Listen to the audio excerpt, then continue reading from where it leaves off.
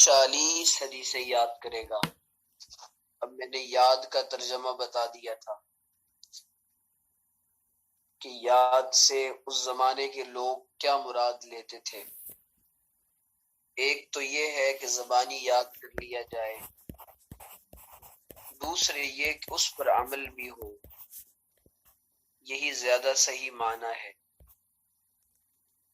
تو قیامت کے دن اللہ تعالی ان کو فقہا کے زمرے میں اٹھائے گا، یعنی علماء کے ساتھ اٹھائے گا۔ دیکھیں، دنیا کا اصول ہے کہ جو جس کے ساتھ محبت کرتا ہے، اللہ تعالی دنیا والے اس کو اسی کی کیٹیگری میں رکھتے ہیں۔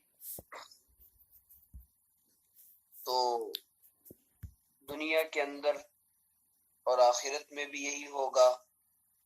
المرء مع من احب، یہ اصول بیان کیا گیا ہے کہ انسان جس کے ساتھ محبت کرے گا، اللہ تعالی قیامت کے دن اسی کے ساتھ حشر فرمائیں گے۔ تو جو جس کی سملیرٹی اور مشابہت اختیار کرے گا، اللہ تعالی اس کو اسی کے ساتھ بنا دیں گے، انہی کے ساتھ حشر فرمائیں گے۔ اول کے طلباء کو جوڑیں، جلدی گروپ میسج کریں، گروپ کال کریں، ان کو جوڑیں، بار بار بولنا نہ پڑے۔ 6:25 پر لنک آ جاتی ہے ماشاءاللہ، تو ان کو چاہیے۔ یہ جو روایت ہے، اب 40 حدیثیں یاد کرنے کا اور 40 حدیثیں لکھنے کا، 40 حدیثوں کی اشاعت کا، الگ الگ ٹاپکس پر، عنوانوں پر، موضوعات پر علماء کے یہاں ایک عمل رہا ہے، اور یہ چیز بہت پہلے سے جاری رہی ہے، چلی آ رہی ہے کہ علماء کرام 40 روایتیں، 40 حدیثیں الگ الگ موضوعات پر، الگ الگ ٹاپکس پر کتابوں کی شکل میں یا یاد کروانے کی شکل میں، لٹریچر کی شکل میں اور ریٹن فارم میں جمع کر کے، لکھ کر کے امت کو اس کی تعلیم دیتے تھے کہ ان کو یاد کیا جائے، عمل کیا جائے، پھیلایا جائے اپنی نجات کے لیے۔ کسی نے اخلاقیات کے عنوان پر لکھا ہے، کسی نے مسائل پر، کسی نے کسی ایک موضوع پر، کسی نے عذاب قبر پر، کسی نے نماز کی فضیلت پر، کسی نے روزے کی فضیلت پر۔ اس طریقے سے الگ الگ موضوعات پر 40 روایتیں امت میں علماء کرام کے جمع کرنے کا سلسلہ رہا۔ بہرحال یہ کتاب تو ایسی ہے کہ اس کی روایتیں ہمیں دین پڑھنے والوں کو اور ایک مسلمان کو کم از کم اس کا مفہوم اور اس کا جو مطلب ہے اور اس کے جو فائدے ہیں وہ کم از کم یاد ہونے چاہیے۔ اگر الفاظ حدیث یاد ہوں تب تو بہت اچھا ہے، نور علی نور ہے، لیکن اگر الفاظ حدیث یاد نہیں ہے تو کم از کم مفہوم تو ضرور یاد ہو، جس سے اپنے لیے بھی عمل کرنا آسان ہو اور دوسروں کو بتانا بھی آسان۔ ایک دن اور عربوں کے یہاں کچھ چیزوں کا بہت عمومی مزاج اور رواج ہے، ان کو حدیث بہت یاد ہوتی ہے۔ جو پڑھے لکھے اچھے عرب ہوتے ہیں نا اور دین کی شد بدھ رکھتے ہیں، ان کی بات کر رہا ہوں میں، خاص طور پہ یمن کے اور فلسطین کے، مصر کے اور یہ ان تمام مقامات کے اور مدینہ کے، یہ جو دیندار طبقہ ہوتا ہے، ان کے یہاں 40 روایتیں یاد کرنے کا، اور جو علماء ہوتے ہیں ان کو تو ہزاروں حدیثیں یاد ہوتی ہیں، اور جو عام ہوتے ہیں ان کو 40 روایتیں تو کم از کم یاد ہوتی ہیں۔ 2017 میں دہلی سے، میرا خیال ہے کہ دیوبند سے دہلی جا رہا تھا، تو یمن کے ایک عالم دین تبلیغی جماعت میں وقت لگانے آئے ہوئے تھے، تو ان سے ملاقات ہوئی، عربی میں بات ہوئی، تو میں نے ان سے یہ کتاب 2.5 گھنٹے کے سفر میں بس میں پڑھی تھی۔ مجھے معلوم ہوا کہ ان کی جو نسبت ہے اور سند حدیث ہے وہ عالی ہے، ان سے بات چیت کے دوران معلوم ہوا، تو اجازت حدیث کے لیے میں نے بس میں 2.5 گھنٹے کے سفر کے دوران ان کو یہ پوری کتاب میں نے موبائل میں جلدی میں نے ساری کتاب نکالی اور وہیں پر ساری کتاب سنائی۔ عربی زبان میں جہاں ضرورت ہوتی تھی وہ تشریح بھی کرتے تھے۔ اس کے بعد انہوں نے مجھے اس کی اجازت بھی دی تھی۔ بہرحال یہ کتاب پڑھنے پڑھانے کا علماء میں خاص رواج اور مزاج رہا ہے۔ ان کی سند حدیث بہت ہی کم واسطوں سے امام جلال الدین سیوطی رحمۃ اللہ علیہ تک پہنچتی تھی۔ انہوں نے مجھے بتایا کہ جس طریقے سے آپ نے مجھ سے سفر میں یہ کتاب پڑھی ہے، میں نے بھی اپنے استاذ کو سفر میں یہ کتاب سنائی ہے، اور انہوں نے یہ بتایا کہ میرے استاذ نے بھی سفر میں اپنے استاذ کو یہ مکمل کتاب سنائی ہے۔ لہٰذا یہ تیسری ایسی اتفاقی نسبت ہے جو بہرحال حدیث پاک کا شوق اور ذوق رکھنا چاہیے۔ اس سے اللہ کے رسول صلی اللہ علیہ وسلم کی قربت نصیب ہوتی ہے۔ اور یہ جو حدیثیں ہیں یہ اصل میں عمل کے لیے ہیں، اور عمل کرنے کے بہت سارے فائدے ہیں۔ جو پہلی روایت ہے وہ نیتوں کے تعلق سے ہے، اور اس روایت تو حدیث کی کچھ مشہور کتابیں ہیں، ان میں سب سے زیادہ مشہور کتاب، مقبول کتاب دنیا کے اندر بخاری شریف ہے۔ اس کا پورا نام کیا ہے وہ آپ کو بعد میں معلوم چل جائے گا انشاءاللہ، لیکن فی الحال صحیح ہے بخاری شریف نام یاد رکھیں۔ دوسری یہ کہ اس کے لکھنے والے امام بخاری ہیں۔ دوسری کتاب حدیث پاک کی جو مشہور ہے دنیا کے اندر، اس کو صحیح ہے مسلم کہتے ہیں، اس کے لکھنے والے امام مسلم رحمۃ اللہ علیہ۔ اور یہ جو کتابیں ہیں انہی کتابوں سے نکال کر اس کتاب کے مصنف نے امام نووی رحمۃ اللہ علیہ، انہوں نے یہ کتاب لکھی ہے جس کو ہم اربعین نووی کے نام سے جانتے ہیں۔ میں نے کل بتا دیا تھا اربعین کہتے ہیں عربی زبان میں 40، اس میں بھی 40 روایتیں خاص اسی تعلق سے ہیں۔ تو اب جو پہلی روایت ہے، کتاب مجھے نظر نہیں آ رہی، معلوم نہیں کیوں، لیکن کتاب سامنے بالکل نظر نہیں آ رہی۔ ہاں جی اب آئیے۔ میں نے یہ بتایا تھا کہ پہلی جو روایت ہے وہ عمل کے تعلق سے، لا عمل الا بنیت، عمل نیت کے بغیر قبول نہیں ہوتا۔ دیکھیں دنیا میں انسان کام تو بہت سارے کرتا ہے، لیکن اگر نیت نہ ہو تو اس عمل میں جان نہیں ہوتی۔ آپ پڑھنے بیٹھے ہیں، میں پڑھانے بیٹھا ہوں، نیت کوئی نہیں، یہ بے جان عمل ہے۔ پڑھانے والے کی نیت یہ ہے کہ اللہ تعالیٰ راضی ہو جائے، آپ کو نفع پہنچ جائے تو مجھے ثواب ملے گا۔ یہ نیت ہے کہ بھئی پڑھانے کے ذریعے سے مال کمایا جائے اور تعریفیں لوٹی جائیں، تو اس کے ذریعے سے عتاب ہوگا، اللہ کی ناراضگی اترے گی اور کوئی ثواب نہیں ملے گا بلکہ نقصان کا ذریعہ بن جائے گا۔ دوسرا یہ کہ پڑھنے والے یہ سوچے کہ جی بس ہم تو پڑھ رہے ہیں اس لیے کہ لوگوں کو بتائیں کہ ہم بھی یہ کتابیں پڑھتے ہیں، ہم بھی عالم بن رہے ہیں، لہٰذا اور ہمیں تو علم آ گیا ہے، تو اس کے ذریعے سے انسان پر اللہ تعالیٰ کی ناراضگی اترے گی۔ نیت یہ ہے کہ اللہ راضی ہو جائے، مجھے اللہ کا دین سمجھ آ جائے تاکہ میں حرام و حلال سے خود بھی بچوں اور اپنے ذریعے سے انسانیت کو نفع پہنچاؤں۔ تو یہ نیت کی تبدیلی سے، زاویہ نگاہ کی تبدیلی سے، نظریے کی تبدیلی سے۔ اب سوال یہ ہے کہ نیت ہے کیا؟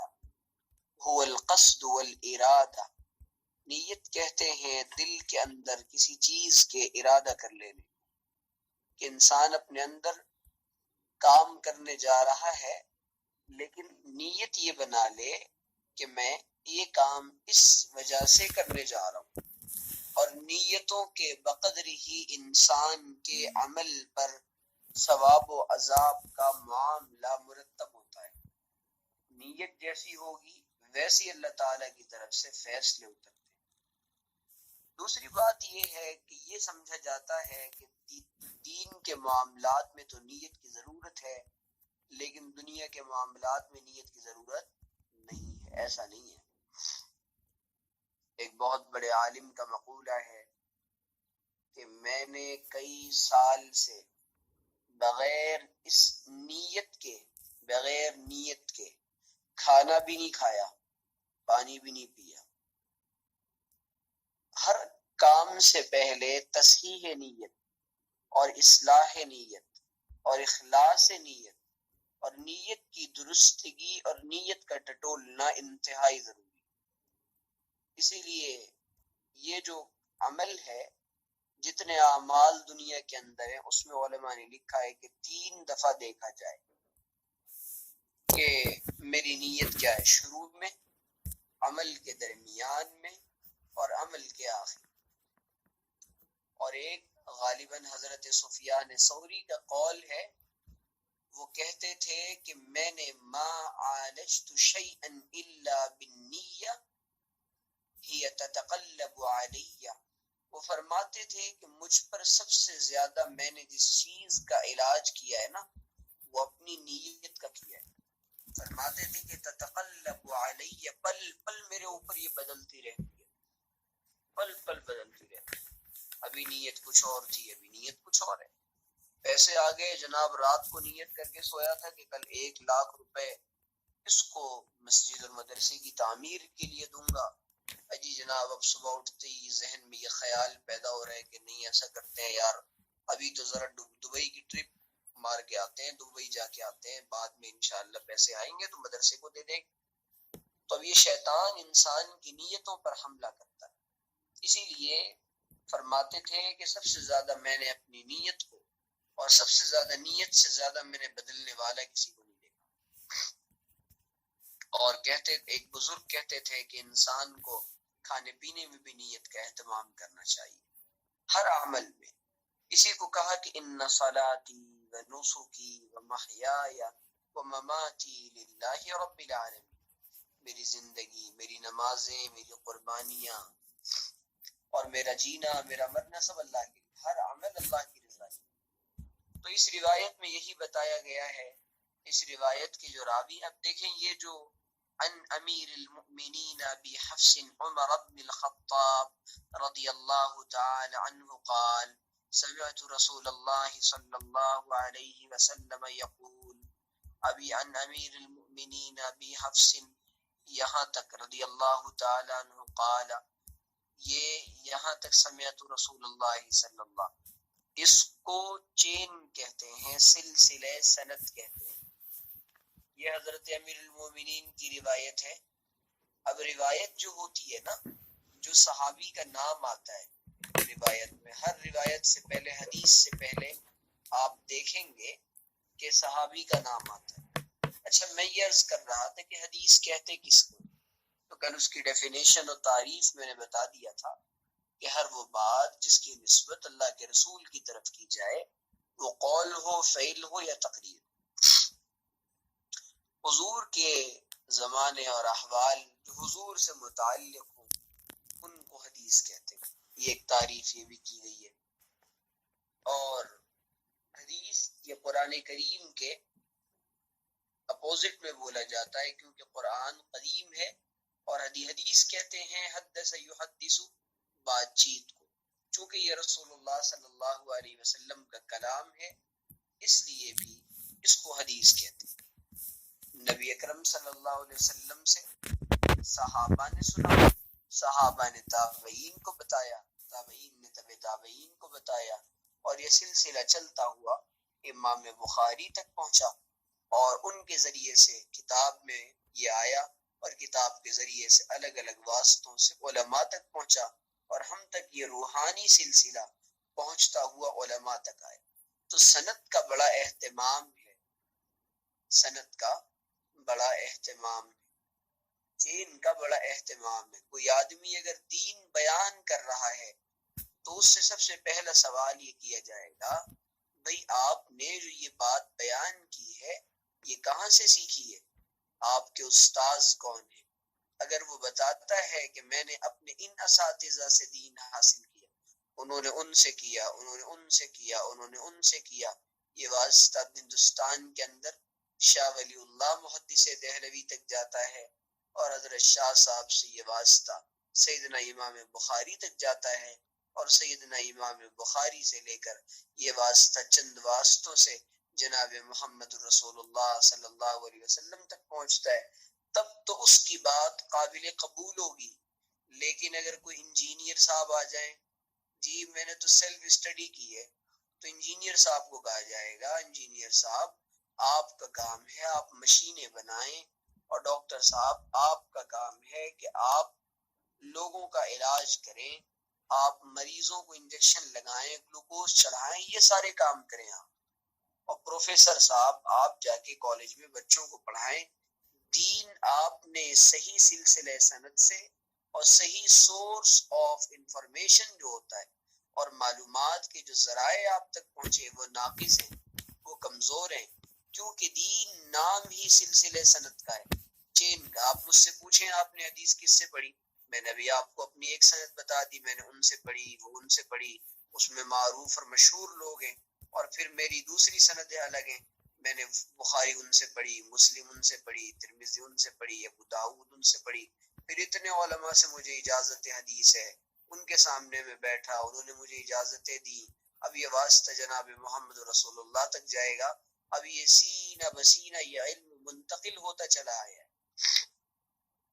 تو یہ علم ہم ایسا نہیں کہ یہ ٹپکے کے عام ہے نیچے پڑے ہوئے تو اٹھا لیے، یہ باضابطہ ایک نسبت کا نام ہے، نور نسبت کا نام ہے۔ تو اسی لیے حدیث کے اندر اور دین کے اندر سند کی بہت اہمیت ہے، ریفرنس کی بہت اہمیت ہے۔ عبداللہ ابن مبارک رحمۃ اللہ علیہ بہت بڑے محدث، مفسر، فقی، صوفی، زاہد، مجاہد گزرے اس امت کے، وہ کہتے ہیں کہ لولا الاسناد لشاء من شاء ما قال، کہتے تھے کہ اگر دین کے اندر سے سند نکال دیا جائے، الاسناد من الدین، کہ سندیں یہ تو دین کا حصہ ہیں، بھائی اتنی ساری باتیں بیان کرنے کی کیا ضرورت ہے، اتنی لمبی بات، اتنی لمبی سند بیان کرنے کی کیا ضرورت ہے؟ خود امام بخاری یہ کیوں نہیں کہہ دیتے کہ میں نے رسول اللہ سے اس بات کو سنا؟ امام بخاری نہیں کہہ سکتے یہ؟ خود میں کیوں نہیں کہہ دیتا کہ رسول اللہ نے یہ بیان کیا؟ یہ بیان کرنے کی کیا ضرورت ہے کہ فلاں صحابی نے رسول اللہ سے یہ بات سنی ہے؟